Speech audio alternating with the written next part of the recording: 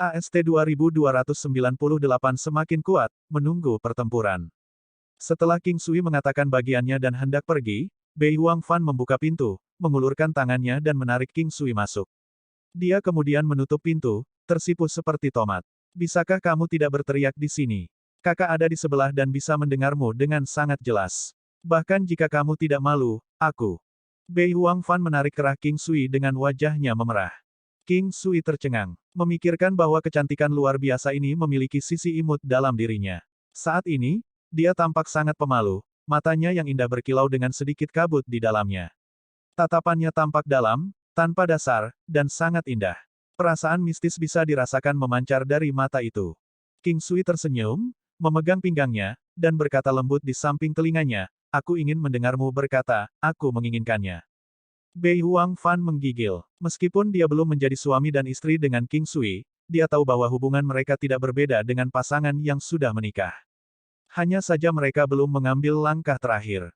Saat ini, mendengar kata-kata intim King Sui, dia menggigil dan wajahnya menjadi sangat merah. King Sui memandang Bei Huangfan yang berada di pelukannya dan menolak untuk mengangkat kepalanya. Dia melihat telinganya yang berkilauan dan menciumnya dengan lembut. Sebagian besar telinga wanita berada di sisi sensitif. Jadi, setelah mengalami itu, Bei Huangfan gemetar. Dia memeluk King Sui, tidak membiarkannya bergerak. Kamu tidak boleh melakukan hal-hal nakal. Kalau begitu katakan padaku, apakah kamu ingin aku memijatmu? Jika kamu mengatakan tidak, maka itu berarti kamu ingin melakukan hal yang sebenarnya denganku. Hehe, silakan, pilih di antara keduanya. King Sui menyeringai ketika dia mengatakan itu. Apakah kamu hanya akan merasa bahagia setelah menggertakku begitu banyak sehingga aku tidak memiliki kebanggaan lagi ketika aku di hadapanmu? Jika itu masalahnya, maka aku akan memuaskanmu sekarang, kata Bei Huangfan lembut. King Sui dengan cepat melepaskannya dan berkata dengan serius, baiklah, baiklah, aku terlalu terburu-buru. Tapi aku pasti akan bekerja keras sehingga di masa depan, kamu akan merobek pakaianku dan melanggarku. Pah, aku tidak bisa mengharapkan kata-kata yang tepat keluar dari mulutmu. Bei Huangfan hampir pingsan karena marah. Setelah mereka sedikit bermain-main, King Sui mencium Bei Huangfan secara menyeluruh sebelum memberinya pijatan. Waktu berlalu sangat cepat saat dia memijat punggungnya. Menggerakkan tangannya ke arah puncak bundarnya, dia meremas kelesatan yang lembut itu dengan terampil. Ini membuat Bei Huangfan sekali lagi merasakan perasaan gembira itu, suara erangan terdengar secara dinamis. Menjelang akhir, dia meraih King Sui, tidak melepaskannya. King Sui tertegun sejenak sebelum dia menggendongnya dan membaringkannya di tempat tidurnya. Saat ini, Bei Huangfan sedikit terengah-engah dan masih tenggelam dalam perasaan gembira itu. Pada saat ini, King Sui perlahan melepas pakaiannya yang tipis untuk memulai. Pijamannya berwarna putih salju, tanpa noda apapun. Itu sedikit longgar, dan ketika dia memakainya, dia seperti peri malaikat. Merasakan tindakan King Sui, Bei Huangfan meraih pakaiannya dan berkata dengan lembut, King Sui, bisakah kamu menunggu sedikit lebih lama? Aku hanya milikmu sendiri. Aku tidak akan memakanmu. Aku hanya akan melihat-lihat di sini, oke. Aku hanya akan melihat-lihat. Tatapan King Sui mendarat di roti yang menonjol di dadanya. Ia menonjol, memberikan kesan dimensi. Mereka tidak terlalu besar tetapi pasti dianggap berada di pihak yang lebih besar. Kelembutan mereka tak tertandingi. Meskipun dia sedang berbaring di tempat tidur saat ini, mereka masih menonjol dengan bangga, tidak menunjukkan tanda-tanda deformasi sama sekali. Bei Huangfan melepaskan tangannya dengan lembut. Dengan wajahnya yang memerah begitu keras, dia tidak bisa memaksa dirinya untuk melihat King Sui. King Sui melepas pakaiannya dengan lembut, dan sepasang salju putih melompat keluar dengan cemerlang. Mereka sangat cantik, bulat, dan bertubuh bagus. Warna giok putih salju mereka, aroma bunga yang samar, serta puncak merah di bagian paling atas memancarkan rayuan yang mematikan, menyebabkan King Sui tidak dapat berkedip. Bei Huangfan menutup matanya, merasa malu. Dia tahu bahwa King Sui bukanlah orang yang tidak bersalah. Meskipun dia tidak akan mengambilnya sepenuhnya, dia masih bisa memuaskan beberapa keinginannya dengan tangan atau mulutnya. Rotinya lembut dan kenyal, tidak bisa ditampung dengan satu tangan. Bei Huangfan membuka matanya dan menatap King Sui, kamu tidak menepati kata-katamu. Apa maksudmu? King Sui menggosoknya dengan lembut, membuatnya berubah menjadi berbagai bentuk. Kamu mengatakan bahwa kamu hanya akan melihat. Aku sedang melihat mereka sekarang. Fan petik terbalik lihat betapa cantiknya mereka. Mereka terlihat lebih lezat daripada makanan lezat yang paling lezat. King Sui memegang satu di masing-masing tangan dan tidak bisa berhenti. Tubuh Bei Huangfan terus gemetar dan dia merasa mati rasa di sekujur tubuh. Tangan King Sui sangat panas tetapi dipenuhi dengan rahmat iblis yang tak ada habisnya, membuatnya merasa sangat nyaman. Meskipun dia sangat malu, dia masih memiliki antisipasi bahwa dia akan melanjutkan. Pada akhirnya, King Sui masih merasakan puncak terlarang. Mereka sangat lezat, dan itu misarafnya yang sudah bersemangat. Bei Huangfan mencapai 2 lagi, dan King Sui mencium seluruh tubuhnya. Pada akhirnya, dia diusir oleh Bei Huangfan dan kembali ke kamarnya. Dia takut jika dia tinggal di kamar yang sama dengan King Sui, mereka mungkin akan melakukannya sampai akhir. Dia tidak benar-benar menentang King Sui. Hanya saja untuk satu hal, dia tidak siap. Alasan lain adalah bahwa dengan kultivasinya, tidak baik kehilangan keperawanannya. Seminggu lagi telah berlalu, dan tidak ada seorang pun dari klan Qi yang datang lagi. Berita tentang klan Qi telah menyebar dan bahkan jika mereka mengirim lebih banyak orang ke sini, mereka tidak akan tiba kecuali setengah bulan telah berlalu. Oleh karena itu normal bagi mereka untuk tidak muncul selama ini. 2 gerombolan klan Qi telah datang saat itu. Dengan benar jika klan Qi masih memiliki orang-orang mereka di luar sana, mereka pasti sudah datang, namun tidak ada orang yang datang minggu ini. Namun, mereka masih menyimpan harapan bahwa setelah episode ini, mungkin masih ada orang yang datang. Itu karena setelah pertarungan ini, mereka memiliki perasaan bahwa mereka mungkin memiliki kesempatan untuk menyelesaikan dendam mereka, kemarahan mereka.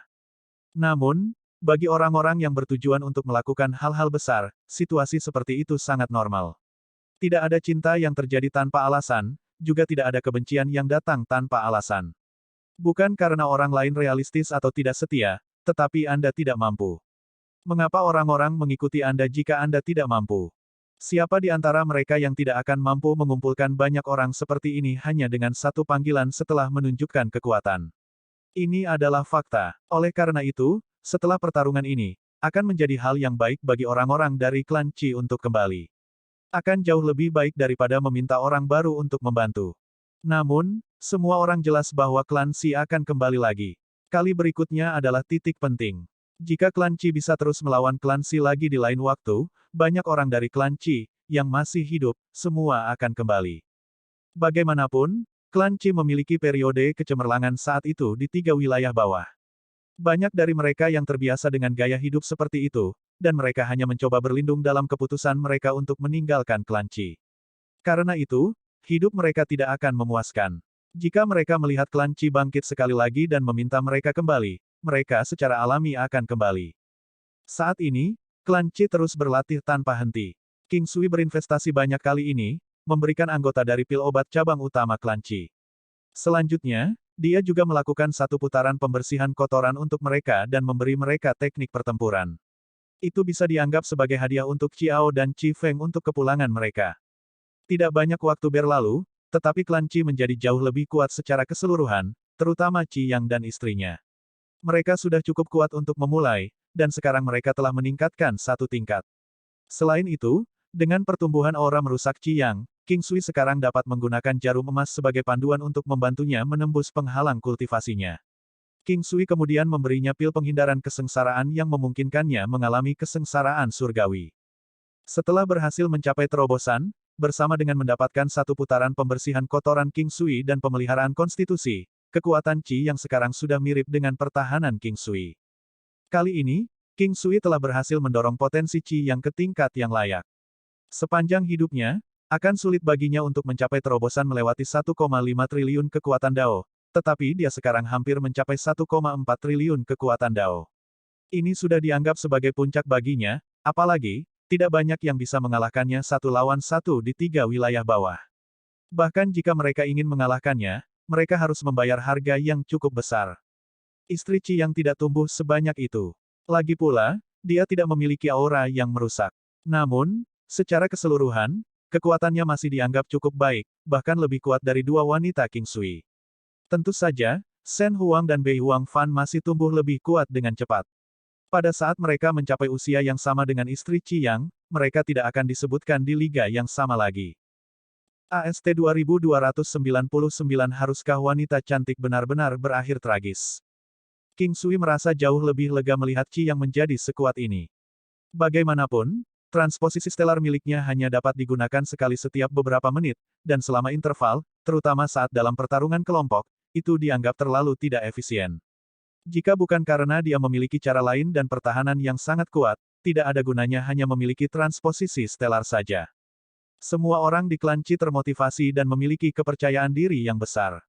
Jumlah mereka tidak banyak, tetapi kepercayaan diri mereka meluap. 3 hari kemudian, King Clan terkejut melihat bahwa tim beranggotakan 100 orang telah datang ke Qi Clan. Tak satu pun dari mereka berasal dari cabang utama klan Qi, tetapi saat itu, mereka adalah kelompok orang yang paling setia di klan Qi. Memikirkan bahwa mereka telah kembali ketika situasinya sangat berbahaya. Orang yang memimpin adalah seorang lelaki tua yang telah berada di klan Qi selama beberapa generasi. Dia juga bukan anggota klan Qi, tetapi klan Qi tidak pernah memandang mereka sebagai orang luar. Mereka hampir tidak berbeda dengan anggota klan Qi dari generasi sebelumnya, mereka telah diberikan nama keluarga, Qi. Dalam kehidupan King Sui sebelumnya, mengubah nama keluarga mungkin merupakan hal yang memalukan. Bagaimanapun, itu akan menjadi bentuk tidak hormat kepada leluhur seseorang. Namun, di dunia ini, adalah suatu kehormatan besar untuk diberikan dengan nama keluarga Qi Clan untuk orang-orang seperti orang tua yang berasal dari keluarga tanpa status sama sekali. Ini adalah hal yang mulia dan bahkan nenek moyang orang tua itu akan senang mendengarnya. Melihat paman ketiga Qi dan paman kelima Qi, lelaki tua itu berjalan dengan gelisah. Mereka berasal dari generasi yang sama dan telah memandang satu sama lain sebagai saudara. Kakak kedua Yang, aku tahu kamu masih hidup, dan kamu pasti akan kembali. Seperti yang diharapkan, kamu telah kembali, kata paman Qi ketiga dengan gembira. Orang tua itu bernama Qi Yang Domba, 1. Nama keluarga aslinya bukanlah Qi, tetapi setelah dia diberi nama keluarga Qi, mereka menyadari bahwa namanya telah bentrok dengan nama Qi Yang Matahari. Mereka kemudian mengubahnya menjadi Yang Domba. Terlebih lagi, karena mereka bukan dari generasi yang sama, jadi itu tidak dianggap sebagai masalah besar. Tidak hanya Qi Yang Domba yang datang, tetapi putra dan cucunya juga termasuk di antara 100 orang ini. Sentimen ini saja membuat klan Qi merasa tersentuh. Mereka tidak datang untuk menikmati tetapi datang untuk berjuang dengan hidup mereka. Klan Qi bisa dikatakan hidup tergantung pada benang. Meskipun begitu, Qi Yang Domba dan yang lainnya masih berkumpul dengan anggota lain dari cabang utama klan Qi tanpa ragu-ragu. Tim yang beranggotakan 100 orang itu cukup kuat, terutama beberapa orang dengan Qi Yang Domba yang memimpin. Sisanya masih bisa dikatakan sebagai personel kunci di klan Qi. Meskipun mereka jauh lebih lemah dibandingkan dengan beberapa puluh orang sebelumnya, orang-orang ini masih sangat diperlukan untuk klan Qi. Dengan ini, klan Qi bahkan lebih hidup sekarang. Sangat disayangkan bahwa tidak ada cukup akomodasi untuk mereka semua. Hanya Qi Yang Domba, dan beberapa anggota inti yang dialokasikan untuk akomodasi. Adapun orang lain, seperti putra Qi Yang Domba, mereka mendirikan tenda di halaman. Hal ini tidak menjadi masalah bagi mereka, karena bahkan ada beberapa yang membangun rumah sederhana yang dapat menahan angin dan hujan dengan menggunakan pecahan batu. Semua orang mengerti bahwa tidak peduli apakah mereka akhirnya menang atau kalah, mereka masih harus meninggalkan tempat ini. Tanpa disadari, hampir 20 hari telah berlalu. Tidak seorang pun dari klan Qi meninggalkan Manor kecuali ada alasan untuk melakukannya. Hanya ada mereka yang keluar untuk membeli makanan. Klan Qi secara alami tidak kekurangan uang. Meskipun mereka pergi dengan panik saat itu, mereka memiliki cukup banyak barang berharga yang mereka bawa. Kepala klan, orang-orang dari klan Qi telah datang lagi. Ada informan di antara orang-orang dari kepala klan. Saat ini, orang ini sedang melapor ke Qi Yang Matahari. Berapa banyak orang di sana? Qi Yang Matahari penuh percaya diri. Keberaniannya tersulut oleh fakta bahwa dia menjadi lebih kuat lagi, dan yang terpenting, King Sui ada di sini bersama mereka. Jumlah yang kami lihat lebih dari 800. Mereka berasal dari klan Qi, klan Wu, Sekte Buddha Surgawi, dan Sekte Gajah Iblis, kata informan parubaya itu dengan cepat. Lanjutkan dan lanjutkan pramuka. Qi Yang Matahari mengangguk untuk menunjukkan bahwa pria itu sekarang bisa pergi. Dia ingat kekuatan utama yang terlibat dalam bentrokan saat itu. Mereka tidak diragukan lagi berasal dari Sekte Buddha Surgawi dan klan Qi. Namun, dari kelihatannya, Sekte Gajah Iblis seharusnya ikut ambil bagian juga. Adapun klan Wu, dia tidak tahu mengapa mereka terlibat dalam hal ini juga. Meskipun klan Wu cukup kuat, mereka tidak punya alasan untuk ambil bagian dalam hal ini.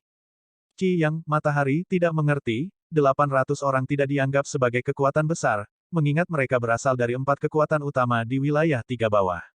Meskipun jumlahnya sedikit, orang-orang yang datang pasti tidak akan lemah. Bagaimanapun, kekuatan mereka sebelumnya telah dimusnahkan sepenuhnya, tidak ada satupun dari mereka yang kembali. Kali ini, mereka pasti tidak akan lengah. Qi Yang, Matahari, langsung pergi mencari King Sui. Saat ini, King Sui sedang memegang cangkir anggur, minum anggur dalam suasana santai di halaman belakang di sebelah kolam. Dari jauh, ia tampak memiliki tubuh ramping yang tidak terlalu lebar. Namun, dia memiliki keyakinan yang luar biasa. Qi Yang, Matahari, merasa bahwa ini adalah pria paling menawan yang pernah dia temui dalam hidupnya. Tidak heran ada 2 wanita cantik yang tak tertandingi di sisinya. King Sui berbalik dan melihat Qi Yang, Matahari, berjalan ke arahnya. King Sui mengeluarkan cangkir anggur lagi, mengisinya, dan berkata, "Saudaraku, datang dan minumlah. Rasanya tidak buruk untuk minum di sini." Hati, Matahari Qi Yang terasa sangat berat pada awalnya. Bagaimanapun, masalah ini menyangkut kehidupan semua orang di klan Qi, serta masa depan klan Qi. Karenanya, dia masih merasa sedikit cemas. Tidak diketahui apakah ayahnya masih hidup, tetapi kemungkinan dia masih hidup pada dasarnya adalah 0. Oleh karena itu, dia sekarang adalah kepala klan Qi. Namun, setelah melihat King Sui, dia tiba-tiba merasa sangat tenang. Ini adalah orang yang banyak membantu klan Qi. Tanpa King Sui, klan Qi tidak akan memiliki kesempatan untuk mengubah nasib mereka. Tentu saja, ada juga kemungkinan terhapus dari pertengkaran. Jika mereka dimusnahkan kali ini, mereka akan menghilang sepenuhnya. Itu seperti pepatah. Kekayaan dan kekayaan datang dengan bahaya. Semuanya harus bergantung pada nyali individu untuk mengambil risiko. Qi Yang, Matahari, tidak tahu apakah dia orang yang berani, tetapi dia tahu bahwa meskipun hanya ada 10% kesempatan, dia juga akan bertaruh. Kalau tidak, mereka hanya akan menjalani kehidupan yang grogi, dan tidak akan ada kebahagiaan bahkan jika dia hidup selama beberapa ratus atau bahkan ribuan tahun. Qi Yang, Matahari, menerima cangkirnya, menyesapnya, dan memejamkan matanya sambil menikmati rasanya. Ini benar-benar enak. Selalu terasa sangat luar biasa setiap kali saya meminumnya. Apakah orang-orang dari klan Xi sudah datang? King Sui tersenyum dan bertanya. Aku tahu bahwa aku tidak akan bisa menyembunyikannya darimu. Mereka telah datang dan kali ini, lebih dari 800 orang telah datang. Ada klan Xi, klan Wu, Sekte Buddha Surgawi, dan Sekte Gajah Iblis. Qi Yang, Matahari, membagikan informasi yang dia berikan sebelumnya. Klan Wu. King Sui bingung. Dia tidak tahu tentang klan Wu sampai nona muda Bu Klan menyebutkan mereka. Itu adalah klan tunangannya. Pada saat ini, King Sui merasa bahwa wanita cantik benar-benar memiliki akhir yang tragis. Nona muda Bu Klan bisa dihitung sebagai salah satunya. Jika klan Wu benar-benar berpartisipasi dalam hal ini, maka mereka benar-benar mencari kematian. Qi Yang, Matahari, tidak tahu bahwa King Sui telah bertemu dengan nona muda klan Wu. Melihat bahwa King Sui bingung, dia berkata, klan Wu adalah klan besar di wilayah 8 Desolates, dan mereka lebih kuat dari klan Qi, pada puncaknya. Namun, saya tidak ingat tentang permusuhan antara kedua klan kami. Saya juga tidak tahu mengapa mereka berpartisipasi dalam hal ini. Tidak apa-apa, karena mereka sudah datang, mereka bisa lupa untuk kembali. Ini akan menyelamatkan masalah. King Sui tersenyum dan menghabiskan anggur di cangkir. Qi Yang, Matahari, bisa merasakan aura tegas dari pemuda ini. Alasan dia bisa berdiri di sini dengan tenang adalah karena pemuda ini. Tanpa King Sui, setelah mendengar bahwa pihak lain telah tiba, bahkan jika dia akan bertarung dengan mereka, dia tidak akan bisa tetap tenang. Meskipun dikatakan bahwa dia akan bertarung habis-habisan dengan mereka, itu akan menjadi pertarungan putus asa sampai akhir yang pahit. Kemungkinan mereka mati dalam pertempuran lebih dari 90%, dan itu akan menjadi situasi bagi mereka semua untuk mati. Lalu apa yang harus kita lakukan sekarang? Qi Yang, Matahari, bertanya. Tidak perlu mempedulikan mereka. Mereka telah menempuh perjalanan jauh, dan kita akan membiarkan mereka menggantung selama beberapa hari. Karena kita telah menyiapkan formasi di sini, kita akan membiarkan mereka bersenang-senang mencoba memecahkan formasi. King Sui memikirkannya sebelum berkata. Qi Yang, Matahari, tersenyum dan mengangguk. Tentu saja, dia akan mendengarkan King Sui. Dia tahu bahwa pria ini pasti akan memberinya kejutan demi kejutan. Itu tidak akan menjadi pengecualian kali ini. Qi Yang, Matahari, memiliki perasaan yang sangat kuat tentang ini. Dia bahkan merasa bahwa dengan adanya King Sui, itu akan baik-baik saja bahkan jika dia tidak bergerak. Satu, Yang, dalam nama ini mengacu pada domba. AST 2300 Gelombang Getaran Gajah Surgawi. Keesokan harinya, orang-orang dari klan Si, klan Wu, Sekte Buddha Surgawi, dan Sekte Gajah Iblis datang ke pintu masuk manor klan Qi. Ada berbagai macam orang di sini, termasuk biksu dan orang aneh dengan perawakan tinggi. Saat ini, salah satu dari mereka, seorang biksu yang tampak setengah baya, melangkah maju. Biksu ini memiliki tanda berwarna darah di dahinya. Tidak diketahui apakah dia sengaja menambahkannya atau dilahirkan dengan itu. Itu memberinya rasa keanggunan yang tak terlukiskan. Dia tenang dan memiliki suasana yang mengesankan di sekelilingnya. Bahkan pakaian biarawannya yang sederhana dan kepalanya yang botak tidak bisa menyembunyikan pesonanya. Yang mulia Buddha manusia, di lain waktu kami mengirim beberapa puluh orang ke sini. Tak satu pun dari mereka kembali. Kami tidak boleh ceroboh. Seorang lelaki tua melangkah maju dan mengatakan sesuatu sambil menatap biksu yang anggun ini. Memang benar kita tidak boleh gegabah. Formasi di sini bukanlah formasi yang bisa dihancurkan dalam waktu singkat, kata pendeta manusia Buddha. Pria parubaya ini adalah Buddha manusia terhormat, yang dikatakan sebagai eksistensi yang dekat dengan Buddha sejati. Dia sangat kuat, dalam dan tak terduga, terkenal sebagai eksistensi unik di Sekte Buddha Surgawi. Rumor mengatakan bahwa dia adalah penguasa sekte berikutnya atau eksistensi yang berada di atas penguasa sekte. Formasi ini brilian. Saya tidak bisa melihatnya, kata lelaki tua itu. 4 sisi dan 8 arah sebenarnya tidak mencakup semua arah, karena ada juga langit dan bumi. Oleh karena itu, formasi ini telah melampaui 8 arah. Tidak akan mudah untuk menghancurkannya. Ini berkali-kali lebih kuat dari yang lain, formasi serupa. Buddha manusia terhormat memperhatikan formasi dengan serius dan berkata, haruskah kita meminta master formasi kita untuk datang dan melihatnya? Seorang pria berjalan keluar dari sisi lain. Pria ini berpakaian sangat mewah dan tidak terlihat seperti seorang kultivator. Sebaliknya, dia tampak seperti pedagang yang sukses. Dia tampak tampan, dewasa, dan bermartabat. Alisnya gelap dan tebal, dan sepasang matanya cerah dan penuh kecerdasan. Wu Tianchou, apakah master formasi Anda sanggup melakukannya? Bahkan pendeta manusia Buddha mengatakan bahwa formasi ini sangat sulit untuk dipatahkan. Orang tua dari sebelumnya tersenyum dan berkata, orang tua itu berasal dari klan Si. Faktanya, dia tidak jauh lebih tua dibandingkan dengan pendeta manusia Buddha dan Wu Tianchou. Hanya saja dia tidak terlihat semudah mereka berdua. Dia Chou. Aku juga tidak tahu apakah dia bisa melakukannya. Siapa yang tahu sampai kita mencobanya? Wu Tianchou tersenyum dan berkata, formasi apa? Aku hanya akan menyeberanginya secara langsung. Aku tidak percaya bahwa formasi kecil seperti ini dapat menghentikan langkahku menginjak-injak surga gajah iblis. Pria yang tidak berbicara selama ini berkata dengan suara teredam. Orang ini adalah Xiang Ba, satu, dari Sekte Gajah Iblis. Tingginya hampir 3 meter, dan ini sudah ketika dia dalam bentuk terkecilnya. Dia adalah keturunan dari klan Gajah Surgawi, lahir dengan kekuatan mengerikan dan memiliki kekuatan penghancur yang sangat kuat. Pakar ini adalah penjaga dari Sekte Gajah Iblis. Haha, Xiang Ba, aku tidak berusaha menjatuhkanmu, tetapi kamu benar-benar tidak akan bisa mematahkannya dengan langkahmu, kata pendeta manusia Buddha sambil menyeringai. Aku akan pergi dan mencobanya. Aku tidak percaya. Ini bukan semacam formasi agung kuno dan bukannya aku tidak tahu apa-apa tentang formasi sama sekali. Meskipun formasi ini tidak terlihat buruk, itu bukan seolah-olah itu tidak bisa dipatahkan. Ketika Xiang Ba menjadi keras kepala, tidak ada yang bisa menghentikannya melakukan apa yang dia inginkan. Kenapa kita tidak bertaruh? Aku yakin kamu tidak akan bisa mematahkannya dengan injakanmu. Jika kamu tidak berhasil mematahkannya dengan injakanmu, maka itu akan menjadi kerugianmu. Kalah, maka Anda harus membiarkan saya mencoba memahami potret Ganesha milik Anda itu. Kamu pencuri botak. Aku tahu kamu tidak baik. Hehe, itu bukan masalah untuk membuatku menyetujui ini, tetapi bagaimana jika kamu kalah? Sepertinya ini bukan pertama kalinya Xiang Ba bertaruh dengan pendeta manusia Buddha. Jika saya kalah, Anda bisa membuat saya melakukan apa saja. Saya pasti akan melakukannya, kata pendeta manusia Buddha dengan percaya diri. Kalau begitu jika kamu kalah, aku ingin kamu menemukan seorang wanita dan menikahinya, kata Xiang Ba serius. Buddha manusia terhormat menghela nafas, saya setuju. Ayo. Kamu bisa bersiap untuk menikah, kata Xiang Ba dengan percaya diri dan kemudian sosoknya yang besar melompat ke udara. Pada saat yang sama, tubuhnya juga bertambah besar dengan cepat. Saat ini, sosoknya tingginya sekitar 5 meter. Dia pasti telah menjadi raksasa. Semua otot di tubuhnya menonjol, menjadi sangat besar dan kuat.